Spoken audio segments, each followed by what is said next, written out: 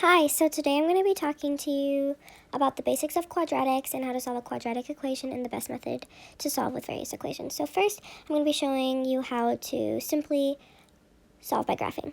So the first thing that you're going to want to do is find your axis of symmetry. And there is an equation or a formula for solving for the axis of symmetry when graphing from standard form.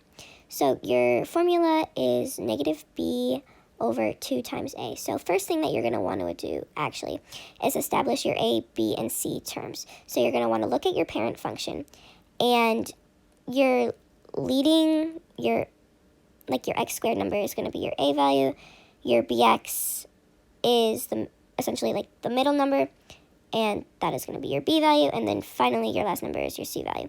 So my parent function for the first equation here is 2x squared plus 16x plus 30. So the first thing that I did was simplify it and divide everything by 2 to make it as simple as possible. So then you're left with the equation x squared plus 8x plus 15. So from there, to find your axis of symmetry, you're going to take your 8 and put it over 2 times your a number. So your b number is the 8, and yeah, it's going to be a negative 8, and then your a number is 1, since there is no number in front of your x value.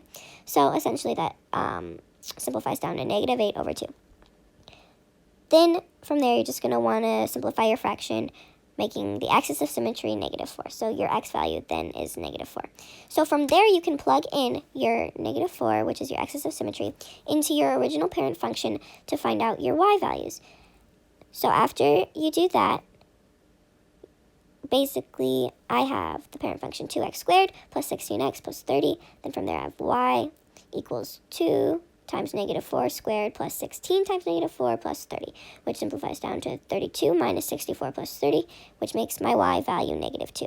So from there, I then created a table, starting with my vertex, which would be negative 4 and negative 2. And then from there, I just counted down from negative 4, so I did. You want your vertex to be the center of your chart table, if that makes sense. So from negative 4, you're going to have a negative 5, a negative 6, a negative 3, and a negative 2. And then with each of those values, you can plug it into your parent function and get your corresponding y values. So from there, you just want to graph all your points onto your nice little graph that you have, and then you can start to define some things. So your vertex is established, negative 4, negative 2. Your extrema goes hand in hand with your vertex. It's either going to be a minimum or a maximum depending on which way your arrows are pointing, which way your parabola is facing. In this case right now, our extrema is a minimum because the vertex is the lowest point on our graph. Our axis of symmetry is negative 4. Your axis of symmetry is basically the line that goes directly through the center of your parabola. Your domain is always going to be negative infinity to positive infinity no matter what your graph is, but the range can differ. It depends on what way your arrows are facing, but for this case, our range would be negative 2 to positive infinity, since our lowest y value. For domain, you're looking at x values, and for range, it's very important that you're focusing on y values. So we have negative 2 as our lowest y value, and from there, it only goes up forever to positive infinity. Now, increasing and decreasing can be a little bit difficult, so it's important that you label your graph in order to understand. The left side of your graph is always going to be negative infinity, despite where your arrows are pointing, and the right side of your graph is always going to be positive infinity. Now, in order to find your increasing and decreasing increments, you're going to take your x values from your, eventually your relative max and your relative mins, but for right now, we just have our vertex, so our lowest x value is negative 4. So we're going to set it up on our graph going from left to right, negative infinity, negative 4 to positive infinity. So the way our parabola is shaped, it's going to be a decrease in value from negative infinity to negative 4, and then an increase in value from negative 4 to positive infinity. So our increasing value is negative 4 to positive infinity, while our decreasing is negative infinity to negative 4. And then x-intercepts are given to you on your graph, and we don't need to worry about y-intercept for now. So the next thing that we're going to look at is how to determine how many solutions there are. These little graphs will just kind of give you a nice hint to how many solutions you're going to have for an equation. So if your graph looks like our first one here, you're likely going to end up with 2 solutions because your solutions are based on your x-axis and where it crosses through. So in the first graph, you can see there that the parabola crosses through the x-axis at 2 points. And our second graph here, you can see that it's 1 solution, and our parabola is only touching the x-axis at 1 point. And for our final graph, our parabola is touching no part of any axis, the y or the x, so there's no real solution. Now, moving on to factoring, solving by factoring. So for this, your first step is going to want to be identifying a greatest common factor if there is one. There won't always be a greatest common factor, but if there is, then you want to find that first.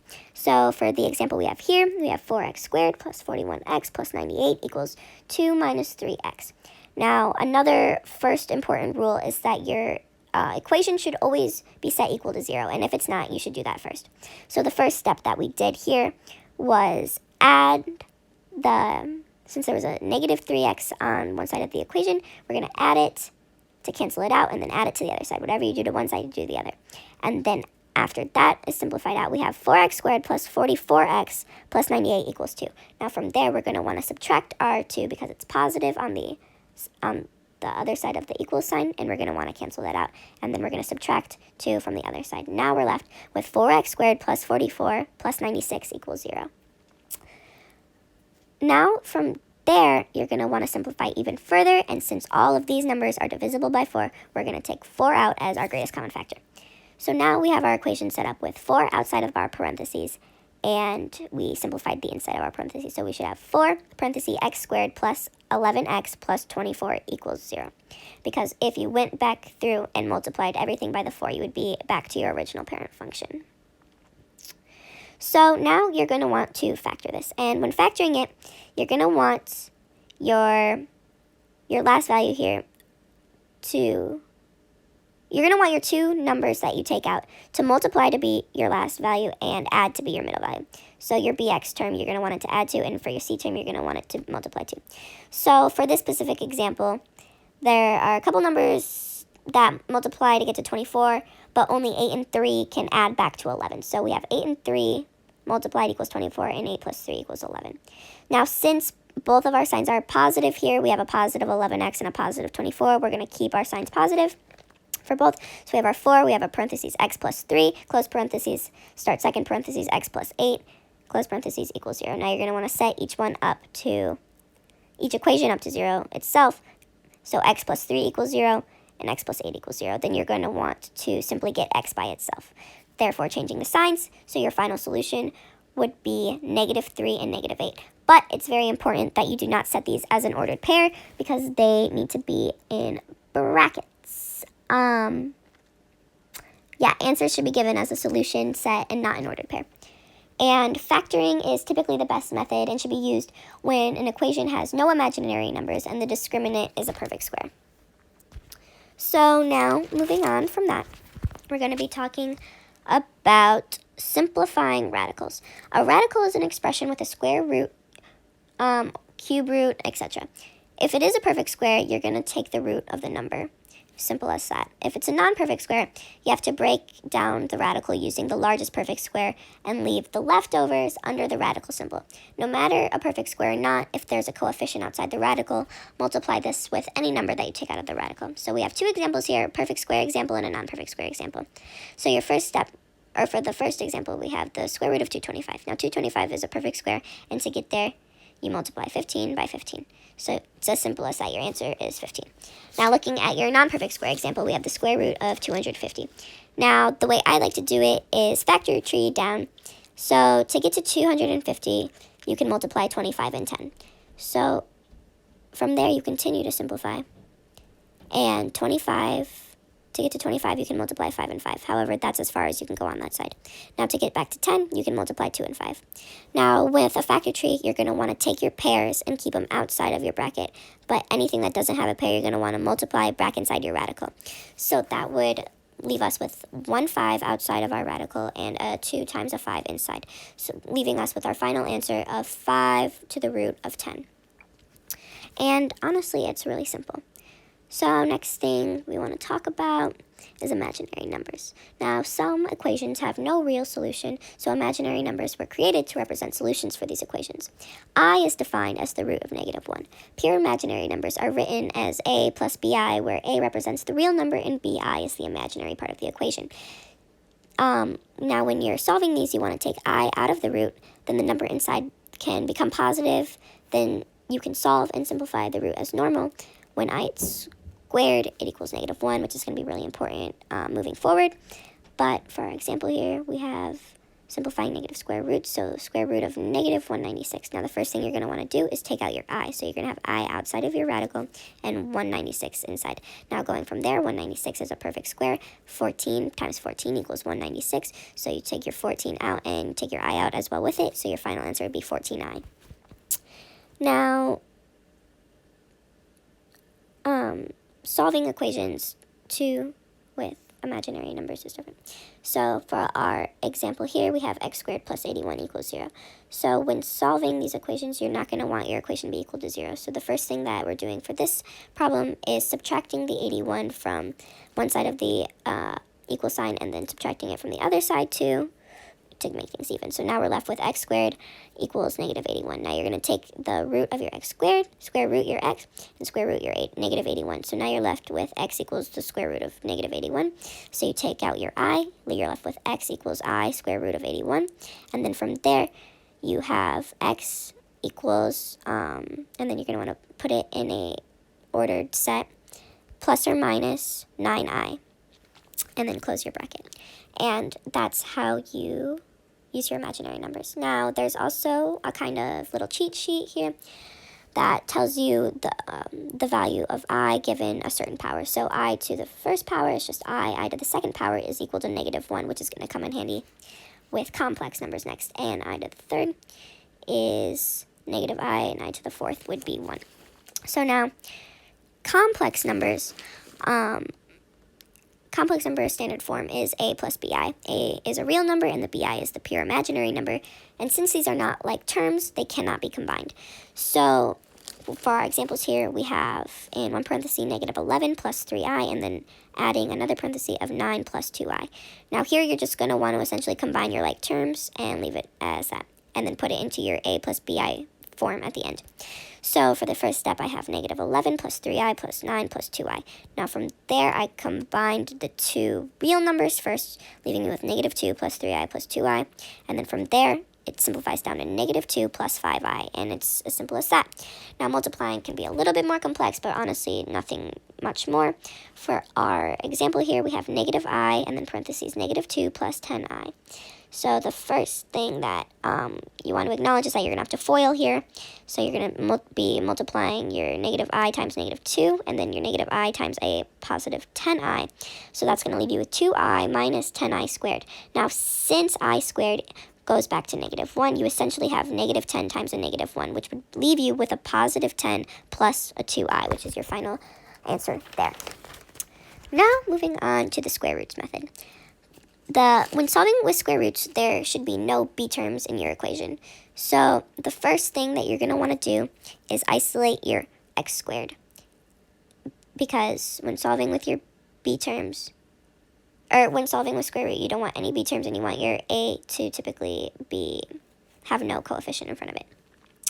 So for our example here, we have two actually. The first one is x squared minus 64 equals 0. Now this one is an example of solving a square root method with, in fact, a perfect square. So for this one also, you're not going to want your equation to be equal to 0. So first thing that you're going to do is add your 64. Since you have a -64 on one side, you're going to add it to cancel out and then add it to the other side. So now you're left with x squared equals 64. Now from there, to get rid of your square root on your x, you're going to, to get rid of the exponent on your x, you're going to take the square root. So that leaves you with the square root of x, and since you did it to one side of your equation, you have to do it to the other side. Now you're left with the square root of x squared and the square root of 64, which leaves you again with x equals plus or minus 8. Now for a little bit more complex example, we are left with 2x squared minus 9 equals 55. Now again, you want to have all your terms on one side, so we're going to add our 9 to our 55 on the other side of the equal sign, which leaves us with 2x squared equals 64. Now, since these are both even numbers, we can divide by 2 and simplify even further, which leaves us with x squared equals 32. Now, from there, again, you're going to want to square root, get rid of your exponent on your x, and since you did it to one side, you have to do it to the other side, which then leaves you with x squared and the square root of 32. Now, 32 is not a perfect square, so you're going to want to get your factor tree, or however your preferred method of simplifying radicals is. Whatever. So first I looked at 32 2 and 16, and from 2 and 16 you can simplify down to 2 and 8, and from 8, 2 and 4, and from 4, 2 and 2. So that leaves you with 2 pairs of 2 and then another 2. So since you have 2 pairs of 2, you're going to have 2 times 2 outside of your radical, leaving you with just a 2 on the inside. And now 2 times 2 is 4 on the outside of your radical, and then the square root of 2. So your final answer would be 4 square root of 2. Now we're going to be talking about completing the square. So with this method, you are essentially taking a quadratic equation and creating a perfect square trinomial. First, you rewrite your equation, so it's ax squared plus bx equals c. This should not be set equal to 0. You want to divide both your sides by your a, so your equation becomes simply x squared plus bx equals c. This isn't always necessary because sometimes there won't be a coefficient in front of your a value. So now to complete the square, you're going to divide by 2, square that number, and then add it to both sides of the equation, and then factor. So we can take a look at our examples here. We have 2x squared minus 16x equals negative 30. So the first thing that I did was divide by 2, since all of those are even, and 2 is the greatest common factor, which leaves us with x squared minus 8x equals negative 15. Now from there, you're going to take your b term, which would be negative 8, and divide that by 2. So negative 8 divided by 2 would then leave you with a negative 4. Now you're going to want to square root that and put it in parentheses in order to square root the whole thing, because you don't want to end up with the negative outside the parentheses. So negative 4 to the square root of 2 would bring us back to a positive 16, which we're going to input on both sides of our equation. So now our equation should be x squared minus 8x plus 16 equals negative 15 plus 16. So after that, you can combine like terms on both sides. So that would leave us with x squared minus 8x plus 16 equals 1, since a negative 15 plus 16 would bring you to 1. Now from there, you can, you've created a perfect square trinomial. So you have your x squared minus 8x plus 16 equals 1. From there, you can factor it, and for this particular equation, I took out x minus 4, and then that to the square root of 2. Since it's essentially the same thing twice, there's no need to write the same thing twice. You can just put it to the exponent of 2, and then that's set equal to 1. Now from there, you're going to want to square root your whole parentheses of your x minus your 4. So that would cancel out the exponent, and from there, you're left with x minus 4 equals plus or minus 1. Now, from there, you're going to want to isolate your x, so you're going to add your 4. However, you are not going to combine your 4 with your 1, since you have a plus or minus. Your 4 is going to go in front of your number that you just square rooted. So your final answer should be x equals 4 plus 1. Now, the final thing that we have to talk about is the final method we have to talk about is the quadratic formula. So the quadratic formula works with any any equation. You can use the quadratic formula. For some equations, it might be easier to use a different formula, but this one works for any.